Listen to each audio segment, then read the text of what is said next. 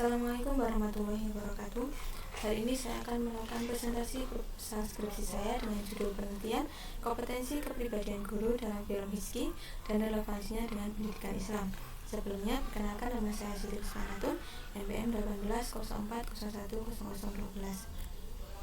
Nah, pada bab 1 pendahuluan ada latar belakang, batasan masalah, rumusan masalah, dan juga tujuan penelitian. Nah, untuk latar belakang sendiri, yang pertama adalah kepribadian manusia. Jadi, kepribadian ini menjadi salah satu sikap perwujudan tingkah laku yang dimiliki seseorang sejak dilahirkan, tetapi juga dapat dibentuk dari unsur lain. Salah satunya dapat diperoleh dari dunia pendidikan. Dan demikian, peran pendidikan dalam proses pembelajaran sangat penting. Salah satunya untuk meningkatkan kecerdasan dan keterampilan, mempertinggi budi pekerti, memperkuat kepribadian, maupun mendorong perubahan kemampuan peserta didik baik dalam kemampuan kognitif, afektif, maupun psikomotor. Nah, guru menjadi salah satu komponen penting dalam dunia pendidikan. Nah, kompetensi kepribadian guru ini harus dimiliki oleh seorang guru. Kenapa? Karena dengan adanya kompetensi kepribadian guru yang ditonjolkan guru ketika proses pembelajaran mampu menjadi salah satu daya tarik peserta didik dalam mengikuti pembelajaran dan akan mempermudah guru dalam mengarahkan peserta didik untuk mengikuti proses pembelajaran dengan baik. Nah, kemudian indikator kompetensi kepribadian guru ini tidak hanya dapat dipelajari melalui teori dalam buku saja, tapi juga dapat dipelajari melalui film. Salah satunya adalah film Hizki, salah satu film India yang telah tayang pada tahun 2018, karya Siddharth B. Malhotra. Nah, selain di dunia pendidikan, kompetensi kepribadian guru ini juga harus diterapkan dalam lingkungan masyarakat, karena guru hanya terampil mengajar tentu harus pula memiliki kemampuan atau memiliki kepribadian yang baik untuk melakukan penyesuaian sosial dalam lingkungan masyarakat. Karena guru dalam masyarakat ini sebagai tempat bertanya bagi masyarakat, sebagai pembina atau pembimbing. Contohnya guru agama yang dapat memberikan nasihat-nasihat atau pengarahan kepada masyarakat melalui sebuah kajian. Kemudian batasan masalah yang akan diangkat dalam penelitian ini, yang pertama adalah kompetensi kepribadian guru dalam film Hizki, yang kedua adalah relevansi kompetensi kepribadian guru dalam film Hizki dengan pendidikan Islam, terlebih mengenai indikator kepribadian guru dalam Islam.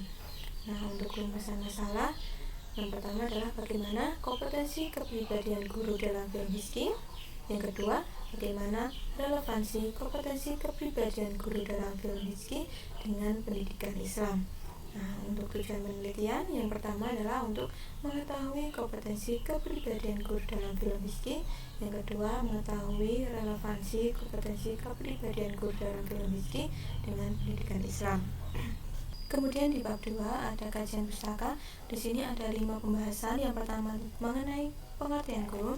Jadi di pembahasan ini juga akan dijelaskan tentang peran guru, hak dan kewajiban guru. Kemudian di pembahasan kedua ada kompetensi guru. Dijelaskan pula 4 kompetensi guru, yaitu ada kompetensi kepribadian, kompetensi sosial, kompetensi profesional, dan kompetensi pedagogik. Kemudian untuk bab pembahasan ketiga ada kompetensi kepribadian guru. Di sini akan dijelaskan mengenai pengertian kompetensi kepribadian guru itu sendiri dan juga mengenai indikatornya. Salah satu indikatornya seperti yang telah tertulis dalam Peraturan Pemerintah Nomor 19 Tahun 2005 Pasal 28 Ayat 3, yaitu kepribadian yang mantap, stabil, dewasa, arif, dan bijaksana. Kemudian menjadi teladan baik bagi peserta didiknya dan berakhlak mulia. Kemudian untuk pembahasan keempat ada tinjauan tentang film. Ini ada beberapa indikator yang akan dijelaskan seperti pengertian film itu sendiri, kemudian gambaran umum tentang film Hizki, sejarah singkat film dunia, film sebagai media pembelajaran, dan juga analisis semiotik dalam film. Kemudian untuk pembahasan terakhir di bab 2 ini ada pendidikan Islam.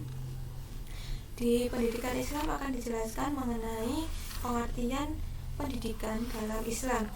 Ada 3. Yang pertama ada mu'adib, mu'alim, dan juga tarbiyah. Kemudian akan dijelaskan mengenai istilah pendidik dalam pendidikan Islam, yaitu ada 5. Yang pertama ada mudaris, murabi, mu'alim, mu'adib, dan juga mursyid. Kemudian tugas pendidik dalam perspektif pendidikan Islam. Ini yang pertama adalah pendidik bertugas melanjutkan tugas-tugas para nabi dan rasul, kemudian mengantarkan peserta didik untuk mencapai tujuan hidupnya, dan mengemban tugasnya sebagai khalifatullah fil ard. Dan tugas terakhir, pendidik bertugas untuk meneruskan tugas para ulama sebagai penyampai pesan-pesan agama kepada peserta didiknya. Kemudian kompetensi kepribadian guru dalam perspektif pendidikan Islam. Nah, dalam jurnal Imam Fakhruddin ada beberapa yang dijelaskan, yaitu beriman dan berilmu, ikhlas, optimis, senang berbagi, bijaksana, sabar, dan berkemauan untuk belajar. Kemudian di bab 3 ada metode penelitian. Yang pertama ada desain penelitian. Jadi jenis penelitian ini adalah penelitian kepustakaan atau library research dengan pendekatan semiotik. Kemudian untuk sumber data penelitian ini ada 2. Yang pertama data primer yang berasal dari film berjudul Rizki.